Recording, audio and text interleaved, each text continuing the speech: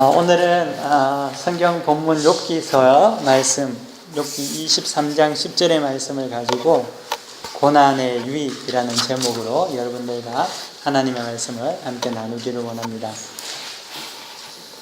물은 98도나 99도에서는 끓지 않습니다. 하지만 100도가 되면은 액체인 물이 기체인 수증기 상태로 변화를 일으키며 공기 중에 사라지게 되지요. 이렇게 화학에서는 상태가 물리적이나 화학적으로 변화를 일으키는 극적인 한계를 임계점이라고 합니다. 현대사회에서도 지식의 임계점이 있습니다. 현대사회의 지식의 임계점은 1859년이라고 하는데요. 1859년을 시점으로 세계 인구가 10억 명이 넘어가고 알루미늄이 금보다 가격이 싸졌고요. 선박과 항공기술이 발달되고 석유 채취가 가능하게 되었고 또 스웨즈 운하가 건설되었다고 합니다. 그리고 특별히 1859년 2월 12일에 그 유명한 찰스 다윈이 종의 기원이라는 책을 발표하게 됩니다. 이 종의 기원을 통해서 유럽은 종교, 사회, 과학의 모든 가치관들이 완전히 바뀌어지는 계기가 되게 됩니다. 현대사회의 지식의 임계점이 있는 것 같이 우리 영혼에도 임계점이라고 말할 수 있는 데에 있습니다. 골로새서 1장 6절의 말씀을 보시면은 제가 골로새서 1장 6절의 말씀을 한번 읽어드리겠습니다. 혹시 프레젠테이션에서 나오면 한번 보시기 바랍니다. 골로새서 1장 6절에는 이렇게 말합니다. 이 복음이 이미 너희에게 이름에 너희가 듣고 참으로 하나님의 은혜를 깨닫는 날부터 너희 중에서와 같이 또한 온 천하에서도 열매를 맺어 자라는도다 라고 골로새서 1장 6절에서 말하고 있습니다.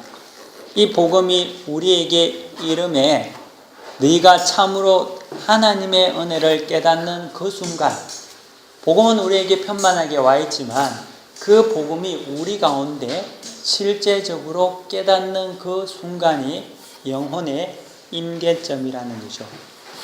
복음이 우리에게 임했습니다. 그리고 하나님의 은혜가 우리에게 온전히 깨달아져야 해야 한다는 거죠. 이를 다른 말로 하면은 거듭남, 리본이라고 이야기하고요. 또 다르게 표현하면 삶의 주인이 이제는 내가 아니라 주님이 하나님께서 내 삶의 주인이 되셨음을 말하는 순간입니다. 로드십 체인지가 되는 그 순간을 영혼의 임계점이라고 합니다. 이 영혼의 임계점은 순간적으로 우리에게 일어나기도 하지만 또 동시에 우리 평생을 통해서 서서히 거쳐서 이루어지기도 합니다. 혹시 여러분들 CCM 찬양 작곡자 중에 염평안이라는 사람을 들어보신 적이 있는지 모르겠습니다. 근데 염평안 씨가 쓴 찬양곡 중에 제목이 이미 아직이라는 찬양곡이 있습니다. 제가 그 찬양을 처음 들었을 때 굉장히 제 마음에 많이 와닿았던 찬양 가사였습니다. 그래서 그 찬양의 앞부분을 여러분들에게 한번 들려드리고 싶습니다. 한번 찬양 나올 수 있면 한번 좀 해주시기 바랍니다.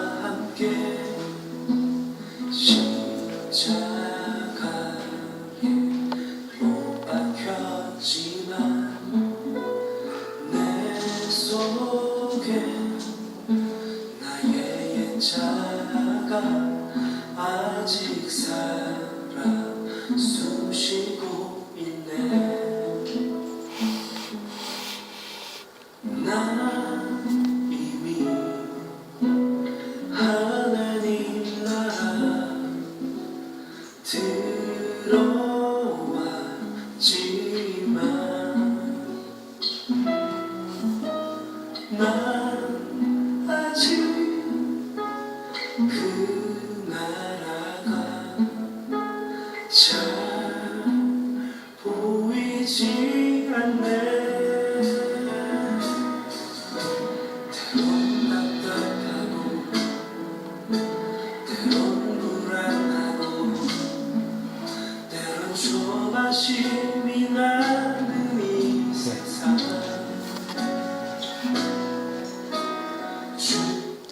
예, 이 찬양 가사와 같이 복음이 우리에게 이미 이르렀지만 아직 우리는 하나님의 은혜를 누리지 못하고 살아가고 있지는 않은지 우리가 한번 생각해 볼 필요가 있을 것 같습니다. 어느 한 사람이 대서양을 가로질러 영국에서 미국 뉴욕으로 가는 유람선을 탔습니다.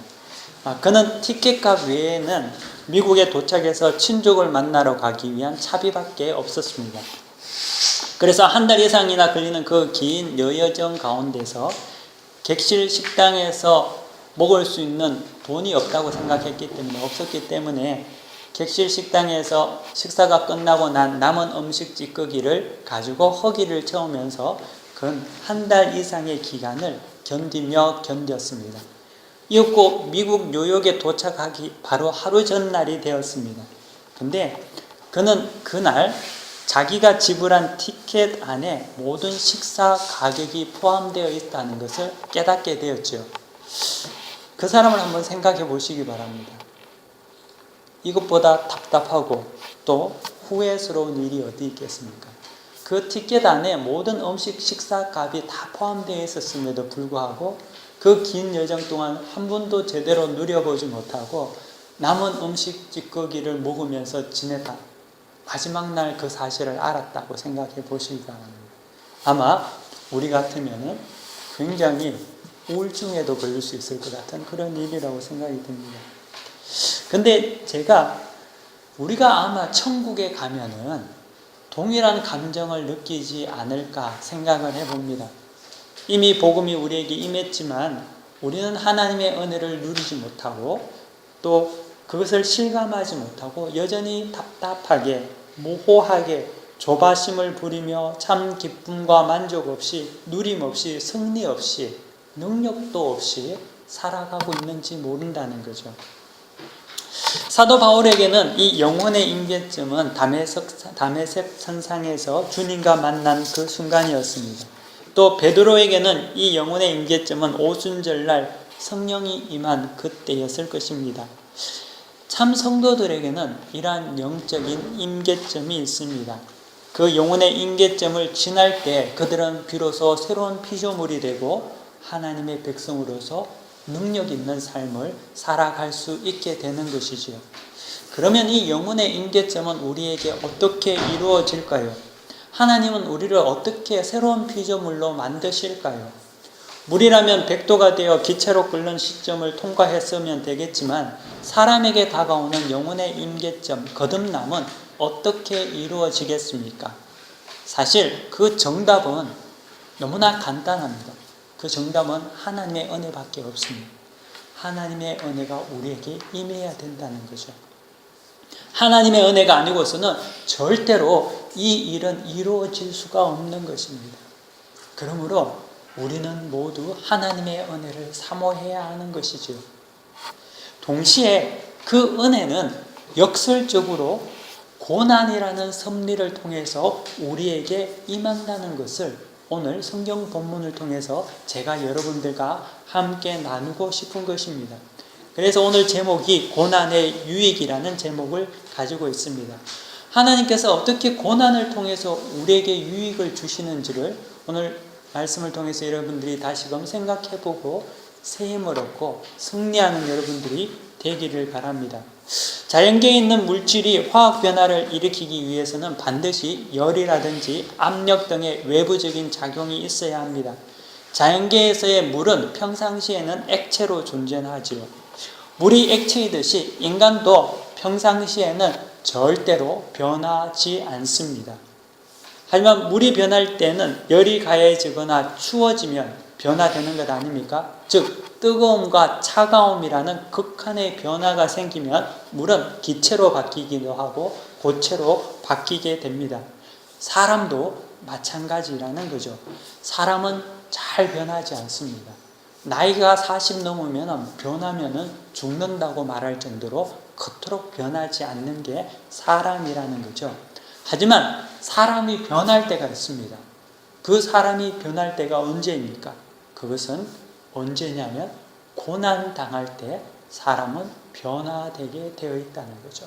고난은 사람을 변화시킵니다. 좀처럼 변하지 않는 자도 고난 받을 때 그의 인생이 바뀐다는 거죠. 극한의 고난을 거치게 되면 사람의 생각이 바뀌고 변화가 옵니다. 성경 본문에 보면 오늘 욥기에서의 말씀같이 욥이 그러했습니다. 욥은 고난 받기 전과 고난 후가 달라졌습니다. 성경 욥기 42장에 보면은 욥이 무엇보다도 하나님에 관한 인식이 달라졌음을 보여주는 대목이 있습니다. 여기 42장에 제가 말씀을 한번 읽어보도록 하겠습니다. 욥이 이렇게 말합니다. 나는 깨닫지 못한 일을 말하였고 스스로 알 수도 없고 헤아리기도 어려운 일을 말하였나이다. 내가 주께 대하여 귀로 듣기만 하였사오니 이제 눈으로 주를 배움나이다. 라고 욥은 이렇게 고백한다는 거죠. 이전에 욥이 하나님을 몰랐던 것이 아니었습니다. 하나님을 알았죠. 하지만 욥의 고난을 통해서 욥은 하나님의 새로운 모습, 이때까지 내가 하나님을 잘 알고 있다고 생각했던 모든 것을 깨어버리고 전혀 새로운 하나님을 인식하게 되었다는 거죠. 그래서 나는 깨닫지 못한 일을 말하였고, 예전에 그가 하나님을 알았죠. 그래도 그때는 안다고 생각했다는 거죠. 하지만 그 욥의 고난은 욥을 완전히 바꾸는 그러한 일을 일으키고 합니다. 그리고 그 고백 후에 하나님께서는 그 욥에게 갑절의 축복을 허락하여 주신다는 거죠. 하나님께서는 고난을 통해서 복 내리시기를 원한다는 것입니다. 우리가 한 가지 분명히 기억해야 하는 것은 하나님께서 사람을 변화시킬 때, 하나님께서 복 주시려고 작정하셨을 때 고난을 허락하신다는 것입니다. 고난을 우리 가운데 사용하여 주신다는 거죠.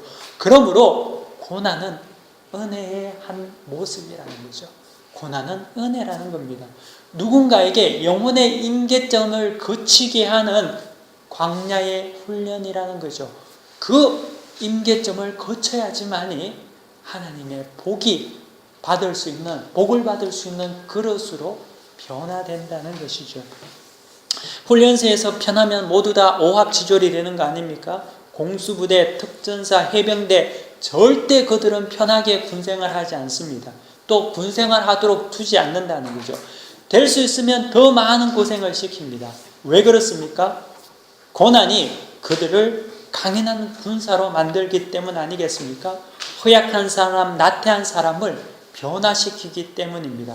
하나님께서 이스라엘을 애굽에서 끄집어내신 후에 먼저 어디로 보내셨습니까? 광야로 보내셨죠. 광야의 고난 가운데 하나님께서는 그들을 변화시켰습니다. 왜 그들을 광야에서 변화시키겠습니까? 축복하시기 위해내시죠. 복 주시기 원하시기 때문입니다. 어떤 이는 고난을 당하면 절망하고 반항하고 자포자기하고 심지어 자살까지 하는 사람이 있습니다. 어떤 이는 고난을 당하면 아예 타락해버리는 자도 있습니다. 심지어 상상치 못할 흉악한 죄를 저지르는 사람도 있습니다.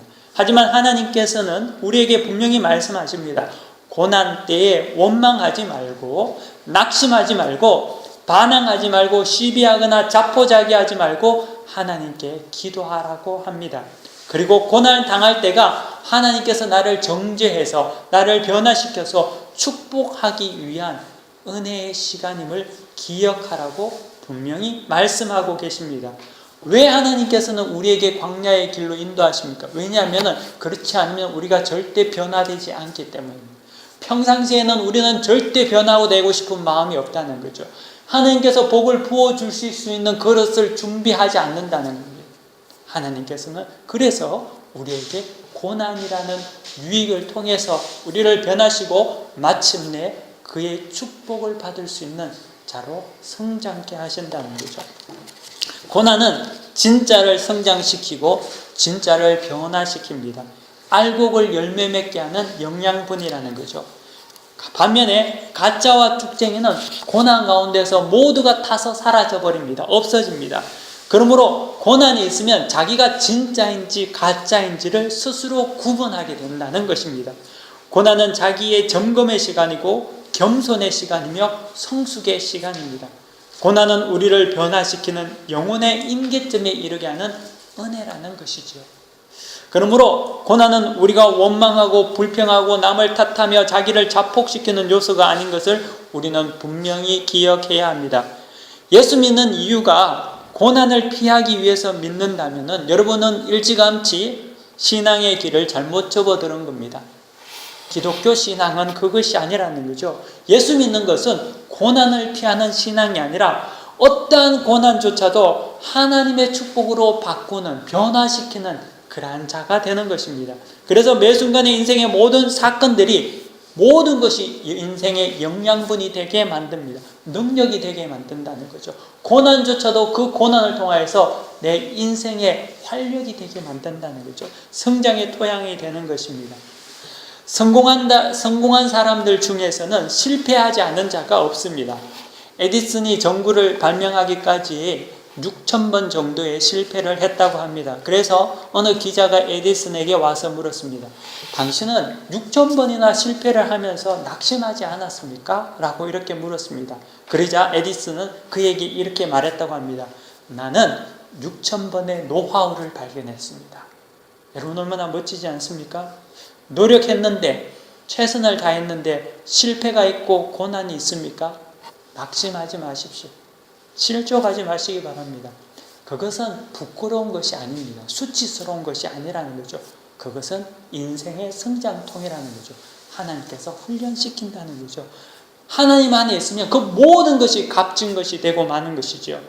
문제는 노력도 없고 최선도 없고 목표도 없고 도전도 없고 되는 대로 사는 삶, 그래서 고난도 없고 실패도 없고 심지어 하나님도 없이 흘러가는 대로 사는 삶이 부끄럽고 수치스러운 것입니다. 의미 없이 사는 것이 수치라는 거죠.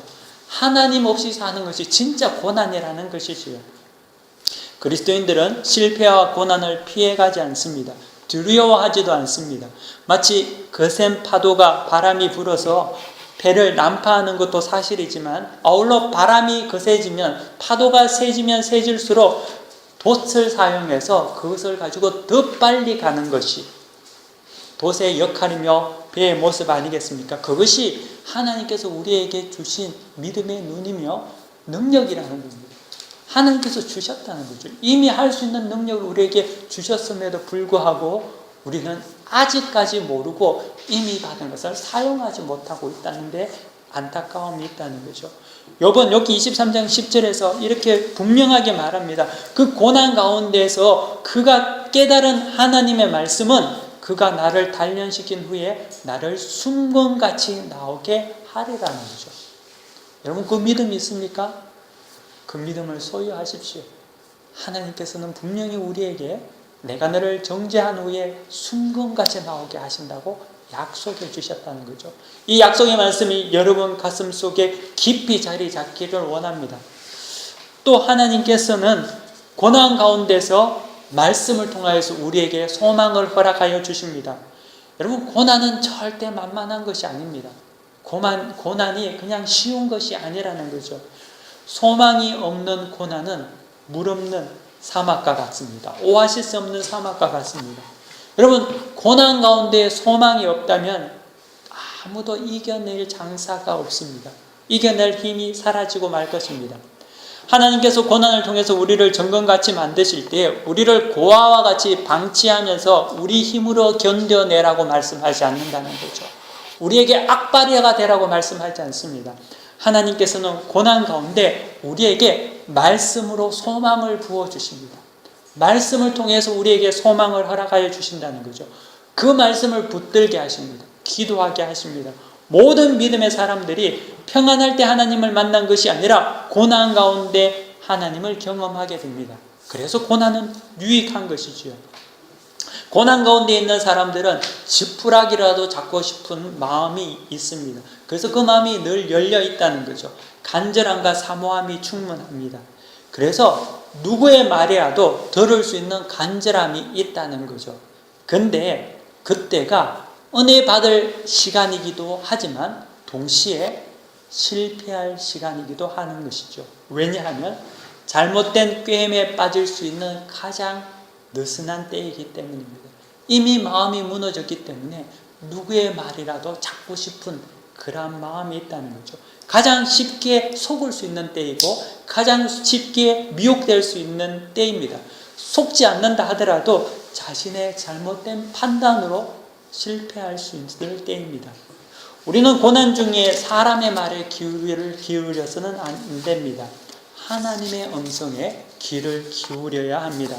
고난이 있을 때 사람을 찾아다니면서 카운슬링 받고 혼자 이리저리 동분서주하면서 문제점을 해결하기보다는 그 전에 하나님 앞에 나와서 그의 말씀 가운데 소망을 얻고 힘을 얻고 기도함으로 성령의 지시하심 가운데 나아갈 때만이 그 고난은 참된 유익으로 우리에게 다시금 돌아오게 된다는 거죠. 예배 자리에서 여러분들이 문제의 실마리를 찾아야 한다는 거죠. 말씀 가운데 문제의 실체를 살펴야 된다는 겁니다. 파악해야 한다는 것입니다. 사람을 믿지 마십시오. 사람은 믿을 수 있는 대상이 아닙니다. 의지의 대상도 아니라는 거죠. 우리의 의지의 대상은 사람이 아닙니다. 사람은 자기 자신조차도 책임 못 지는 그러한 연약한 존재입니다. 사람이 아니라 하나님의 말씀을 여러분들이 믿으시기를 바랍니다. 하나님 의지하시기를 바랍니다. 하나님께서 우리를 책임져 주신다는 거죠. 하나님께서는 그 고난 가운데서 하나님의 말씀을 붙잡는 자들에게 그들을 그 고난을 유익을 통하여서 복받는 인생으로 만들어 주십니다. 그 말씀 가운데 영혼의 눈을 뜨게 하십니다. 저 또한 과거에 그런 자 중에 하나였습니다. 고난 가운데서 하나님을 만났습니다. 가장 하나님을 사모했을 때가 언제였는지 기억해 보니까 힘들고 어렵고 정말 고난 가운데 있을 때 하나님을 사모했던 것입니다. 사랑하는 성도 여러분, 여러분들이 혹시 여러분 어려운 가운데 있습니까? 고난 가운데 있습니까? 내가 알 수 없는 문제로 인해서 고민에 빠져 있다면 이때가 은혜의 때라는 거죠. 하나님 붙들어야 한다는 거죠. 놓쳐서는 안 된다는 거죠. 하나님 만나야 합니다. 이스라엘 백성이 고난 가운데서 애굽에서 울부짖고 기도할 때 하나님께서 강림하셔서 내려오시지 않습니까? 그들을 구원하시지 않습니까? 우리에게도 동일하다는 거죠. 하나님은 사랑하는 자에게 고난을 통하여서 하나님께서 만나시기를 원하고 말씀을 보게 하심으로 축복하여 주시기를 기뻐하십니다. 문제는 내가 고난 가운데 하나님을 의지하느냐 안 하느냐의 문제라는 거죠. 사랑하는 여러분, 하나님을 사모하십니까? 여러분 인생 가운데 하나님의 축복을 원하십니까? 그러면 여러분은 분명히 이 말씀을 기억해야 합니다. 고난의 유익을 배우십시오. 하나님께서 이 모든 것 가운데 합력하여 선을 이루기 위해서 여러분들에게 인도하신 훈련의 시간인 것을 기억하시기 바랍니다. 두려워하지 말고 놀라지 마시고 낙심하고 좌절하지도 마시고 하나님께서 나에게 약속하신 그 무엇인가를 여러분들이 기도하면서 붙잡고 그 가운데 하나님을 만남으로 말미암아 모든 순간들이 유익이 되도록 여러분들이 바꾸어야 한다는 거죠. 하나님께서는 이미 여러분들에게 힘과 능력을 주셨습니다. 여러분들은 할 수 있다는 거죠. 좌절하지 마시고 낙심하지 마시고 그런 가운데 우리의 영적 임계점을 넘는 그러한 은혜를 누리시기를 간절히 축원합니다. 함께 기도하겠습니다. 거룩하신 하나님 감사합니다. 이 시간 우리가 하나님을 믿는다 하면서도 아직까지 하나님을 온전히 믿지 못하고 살아가고 있지 않나 돌이켜봅니다. 하나님 우리에게 주신 모든 상황과 조건들이 하나님께서 우리를 더욱더 성장케 하시고 우리를 변화시키고 마침내 하나님께서 준비한 놀라운 축복을 주시기 위해 예비하신 훈련의 과정인 줄을 믿습니다. 하나님 아버지 우리에게 은혜를 부어주셔서 두려워하지 말게 하시고 낙심하지 말게 하여 주시옵시고 모든 순간 가운데 하나님을 붙잡고 기도하며 말씀 가운데 소망을 얻어서 하나님 이 모든 것들을 온전히 이루어 하나님의 영광뿐만 아니라 하나님께 주시는 복들을 다 누리는 우리 모두가 되게 축복하여 주옵소서. 특별히 성령께서 우리 심령 가운데 함께하여 주셔서 우리 가운데 더욱더 강하고 담대하게 우리를 붙잡아 주시옵소서. 예수 그리스도의 이름으로 간절히 기도드립니다. 아멘. 다 함께 자리에서 일어나셔서 폐찬송 342장 부르시겠습니다.